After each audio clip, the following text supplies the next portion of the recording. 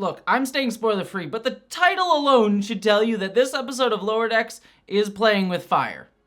Or at least orchids.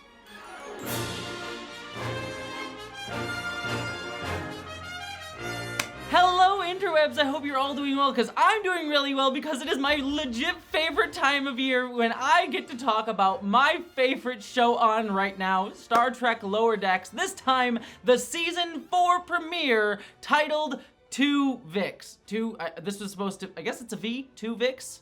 That works, Twovix. I'm sorry, hello everyone, yes, it's Lower Decks again time, and I am so pumped. You all know that this show just always warms my heart with its endearing love of Star Trek, but even more so, just its earnest kindness and sweetness and joy. It fills my heart up so much, because it's just everything that I love about being a nerd, being alive, being a human being, just captured in a TV show, and it just, I don't know, this show just makes me very, very happy, and I'm so glad that we have a brand new season to talk about, and so let's dive into this episode. As per usual, I'm gonna stay spoiler free up front, and then we will get into spoilers, but to be very, very frank with you, the very premise of this episode is itself a spoiler, so there's not too much I can say. What I will say is when I learned what this episode was about, I was ecstatic, so much so that I was really shocked that they kept what this episode is out of the trailers, because I would have thought that this would have been like a main feature of how they tried to sell the season to folks based on what this episode is, so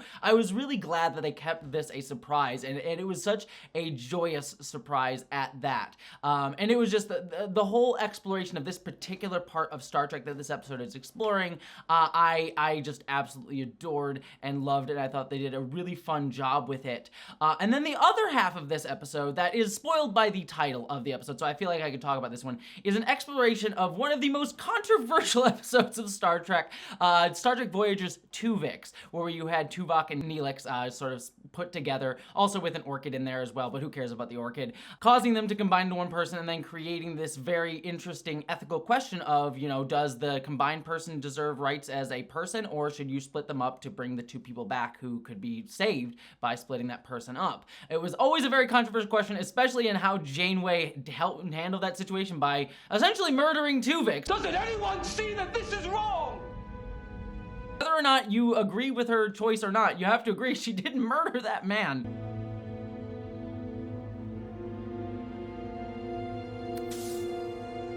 You know, it's an interesting ethical question, but one that has plagued Trekkie discourse for years. Anytime I even mention Twovix, I get like a ton of comments, and whenever I do that in a video. Like, legitimately, I'm not even kidding, I did a short video on my main channel about Twovix, and it was legitimately the only video I've ever done about Star Trek that caused me to lose subscribers. I lost like 2 or 3 subscribers just based on talking about Twovix and people getting very upset that I was making jokes about it. So it is a hot button discourse for Trekkies, and this episode goes full ham into it. Like, I have to give them credit. Like, if they were going to jump into the Twovix discourse, they did not shy away from it in the slightest, and it's going to be interesting to see how people talk about this episode. But personally, I had a lot of fun with it. To wrap out my spoiler-free thoughts here, this episode did what I always love Lower Decks doing, that even amidst all the like Star Trek nonsense and Easter eggs and stuff like that, it still focuses in on the character arcs and people that we have come to know and love, Boimler, Mariner, etc.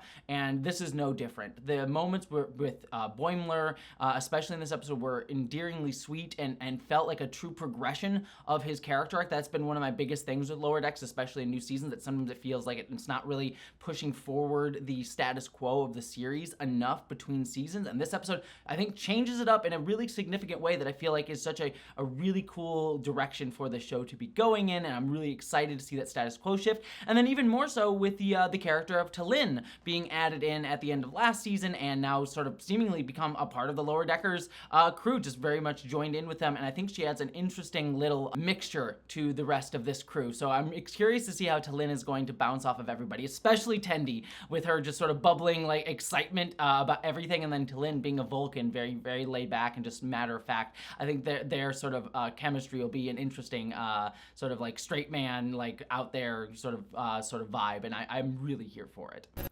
That all having been said, though, let's get into spoilers, because, oh boy, there's a lot to talk about. Okay, now that we're in spoilers, let me just say it. Oh my gosh, they brought the Voyager into this episode. I loved it. I love the fact that Voyager felt like it was the guest star. Like, I was wondering if they were going to have, like, you know, an Ensign Kim or Captain Janeway cameo somewhere here, and there was none of that, and I actually appreciated that, because it made the ship Voyager feel like it was the guest star, and it was gorgeous. The very detailed recreations of the set that they did in the art was so beautiful, even for like single shots. Like, I don't think we got a lot of engineering. I think we got like 1 or 2 shots of engineering, and yet it was just gorgeously and lovingly rendered. So shout out to the art team. It looked so beautiful. And the other thing that I loved about this, getting to see the Voyager at the beginning of the episode, was that it weirdly also fits within all of the other Star Trek canon that we've been seeing going on right now, because we actually recently saw Voyager in Star Trek Picard Season 3 at the Fleet Museum. So since this whole episode is about, you know, Voyager being sent off to become a museum on Earth, I like the idea that, like, it became a museum on Earth for a while, and then they sent it off to the Fleet Museum in Picard Season 3, so that, like,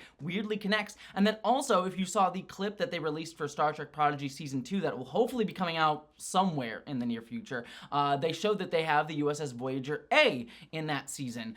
So there's a new Voyager after this one. So it all fits together. I like that continuity just working together really well. So as soon as I saw the Voyager, I was like, love it, love it, love it.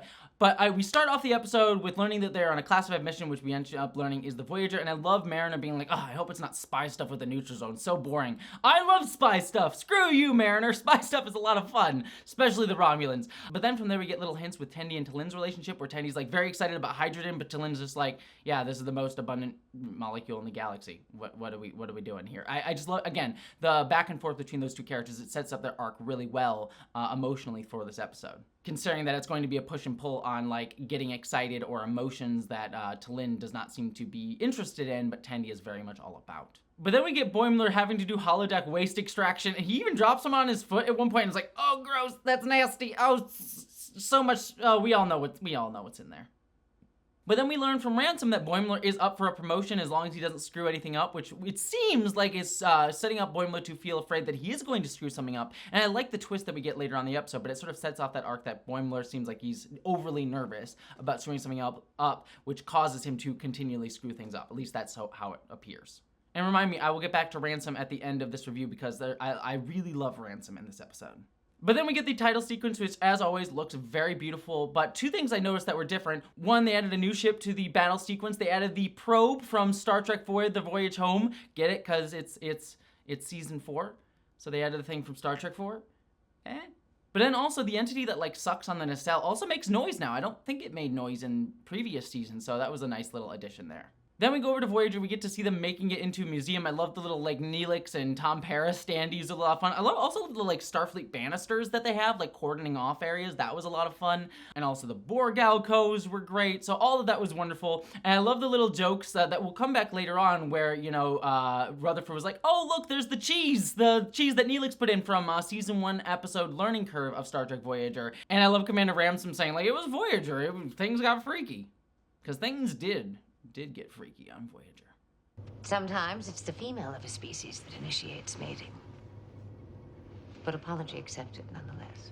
I also love Talin saying that Voyager smells like Borg, which was a lot of fun. But then they get off the ship and part of the orchids from the episode Twovix escapes, and it floats down to the transporter room with Dr. T'Ana and Billups. But then they transport over and they make Tillups. They combine together as Twovix once did, and I was like, oh boy, we are in for some stuff this episode. Little did I know how much stuff, but oh boy, we're getting into it. So let's focus on the Tillups situation, then I'll jump over to the Voyager stuff going on here. I loved everything to do with the Tillups storyline. I love that, you know, he's in sick bay and they're trying to figure out what's going on with him. And they're like, well, this is the situation that, you know, Janeway had to deal with. And I love Captain Freeman being like, oh, well, I'll just look up what she did. She probably handled it well. It's Janeway. We know she probably handled it fine. And I'm like, oh boy, they're going in for it. And I love Tillups just being like, oh, I love being alive. And you're like, oh no, my sweet summer child. But the best joke, and this is my joke of the episode, was when Shax goes up to Tillups and like, how much physical memory do you have? And you just see Tillups' eyes widen. And I'm like, oh my God. Because you know that Shax and Donna were doing some freaky shit. And now Phillips knows too, and it's, oh boy. Then we get Freeman talking to Shax, and Freeman's like, she just murdered him. Janeway just murdered Twovix. And I'm like, yeah, that's all she did. She just straight up killed him. There was no other solution. And look, I am not going to sit here and trying to tell you, like, if there's a better solution. Personally, I have my own thoughts on the Twovix situation. There's many options that you could discuss, all of them ethically dubious in some way, shape, or form. Like, you can murder Twovix, you can leave Twovix alive, but then you don't get Tuvok and Neelix. But then you could also, like, duplicate Twovix and make, like, a Thomas Riker William Riker situation and then split one of the Tuvixes up into Tuvok and Neelix. But then that raises the other question of like, well, doesn't the second Twovix that you then birthed to then split up also deserve to be seen as a full person, not just like murdered as well? So like there's no good answer to this question, and it all comes down to like what you believe in terms of, you know, moral philosophy and going to Kantian stuff. It's always messy. It's always gonna be messy, and that's the part of the fun with it. But Janeway did murder the fuck out of Twovix. That's what we know.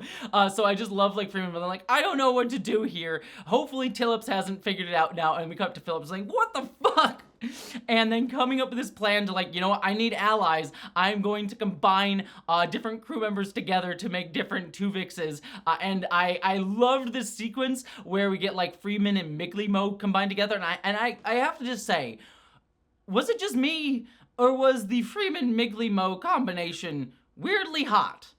I have to say, I was like, okay, Migley-Man? Whatever her combination name was, I was like, oh, I'm here for this. Actually, you know what? Weirdly, all of the Tuvixers were hot. There was like the Shax Twovix, I forget who he was combined with, but like she also like kind of had a vibe. Maybe it's just me, you know, as a non-binary person and someone who's bisexual, I find non-binary energy very attractive.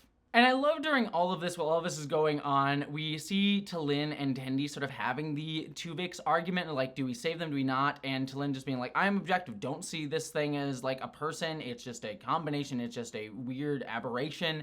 And it's like, no, come on, be like Tendi. And Tendi being like, no, we should value their emotions, which is the side that I kind of fall on with the Twovix debate, without getting too much into it. And I love that T'Lyn and Tendi's arc throughout this episode is T'Lyn learning that, you know, emotions are valuable. And that seems like it's going to be the arc for her this whole season of like T'Lyn being like, I'm on a Starfleet ship, and do I feel this pull back towards being a Vulcan, or do I feel like I should be, you know, more emotional? Kind of very Spockian, but I like it being done with a full Vulcan as well. Feels like something they were going to do with like Zahn way back in Star Trek Phase 2, if you get that reference. So I just like this like relatable Vulcan sort of idea.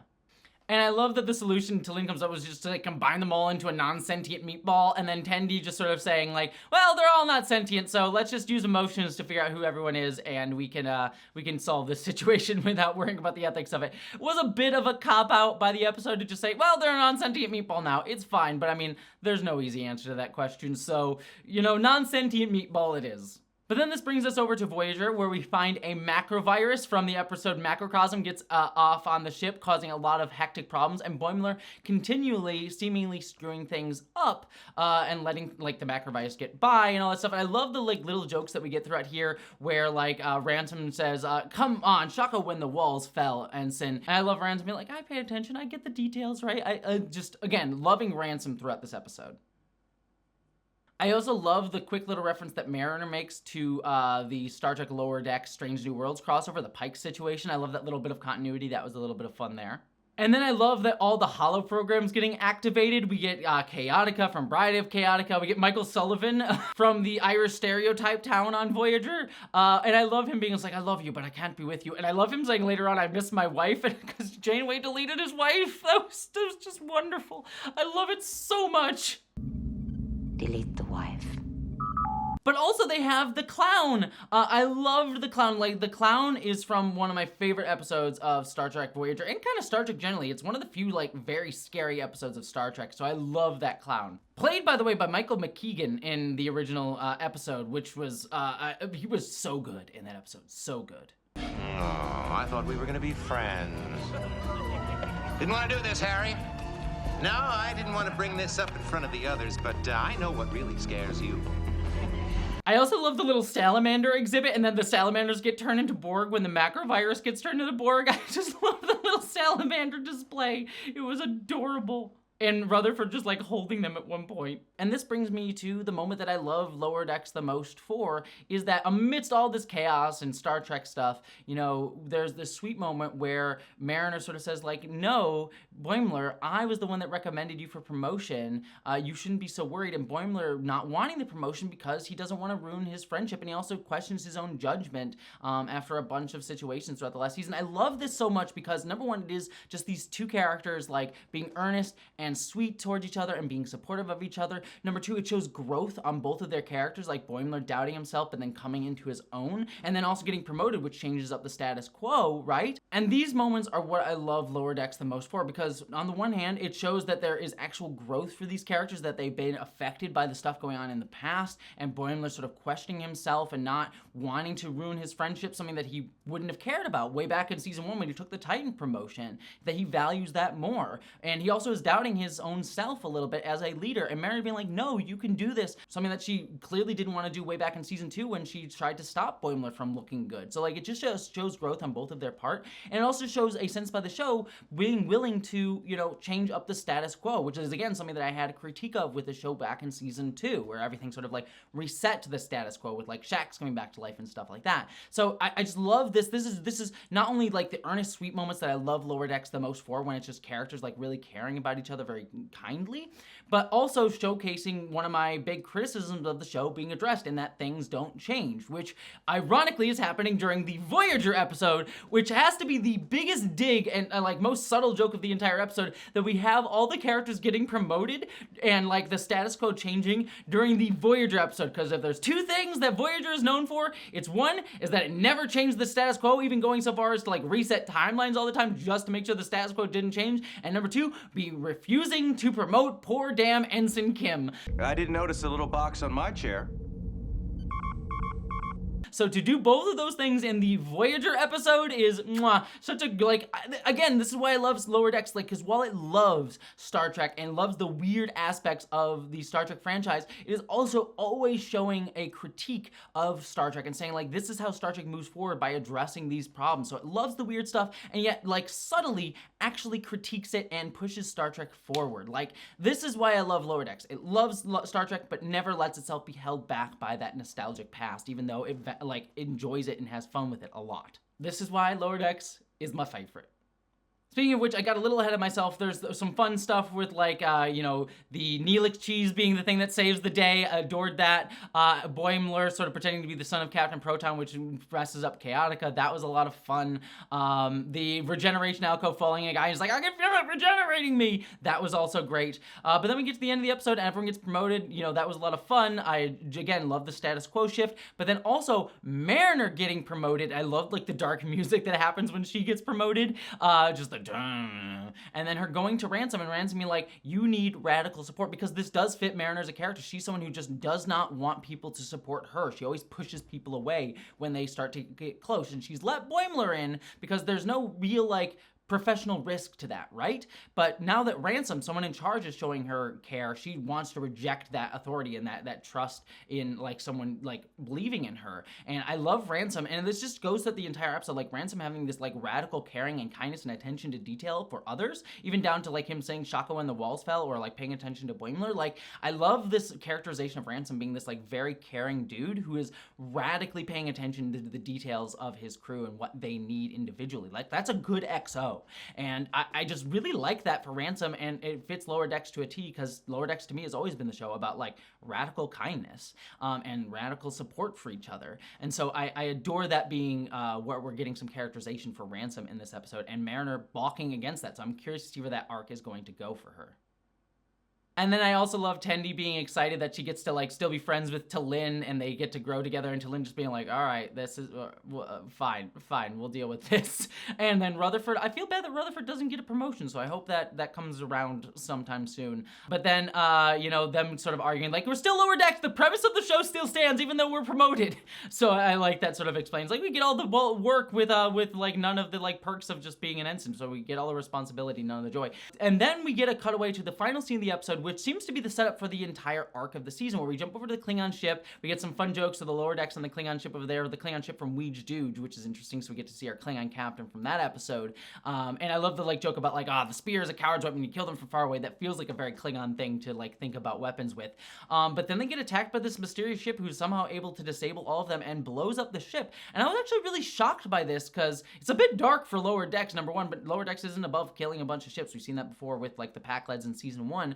But I was shocked that they sort of did away with the Klingon character from Ouija, the captain of that ship, because he seemed like a really interesting character that I would have liked to see even more from at some point in the series. So I'm wondering if he's not actually dead. Here's based on nothing, just on the intuition that I don't think they would have killed the captain of the Klingon ship that quickly, considering he was a character that we got a lot of characterization for back in season 2. My guess is we know that the sort of big villains that we've been getting in lower decks are all like AI based. We've had Badgie, Peanut Hamper, Jeffrey Coombs is like AI monstrous machine guy. Like AI seems to be like the villain of the series, as it is in many Star Trek shows and other places in the real world besides.